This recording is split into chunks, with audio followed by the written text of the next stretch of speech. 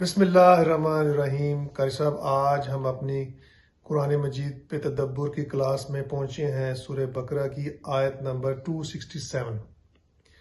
تو فرمایا بسم اللہ الرحمن الرحیم یا ایہا الذین آمنوا انفقوا من طیبات ما کسبتم ومما اخرجنا لکم من الارض۔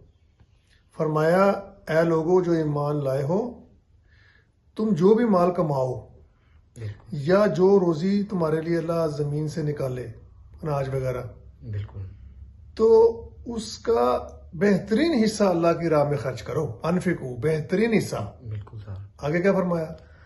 بسم اللہ الرحمن الرحیم ولا تيمموا الخبيث منه تنفقون ولستم بآخذيه إلا أن تغمضوا فيه۔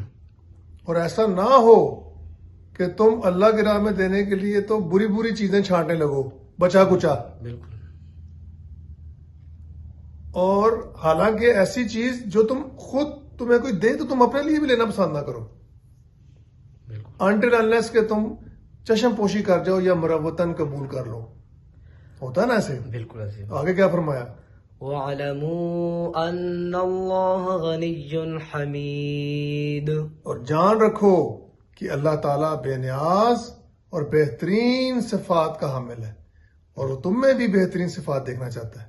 بے شک۔ تو اگر دیکھا جائے تو کیا اخلاقی طور پہ یہ بات ٹھیک ہے کہ ہم جو ہے نا جو چیز نکارہ ہو جائے، جو چیز کیا کرنا چاہیے، کسی کام کی نہ رہے، حتیٰ کہ کھانے پینے کی چیزوں میں بچا کچا جو ہے نا ہم اپنے بہن بھائیوں کے لیے جو ہے نا وہ مختص کر دیں؟ تو کوشش کرنی چاہیے۔ گائیڈ لائن یہی ہے کہ جو چیز آپ اپنے لیے پسند کریں وہی اپنے بھائی کے لیے کریں۔ بالکل سر۔ جزاک اللہ۔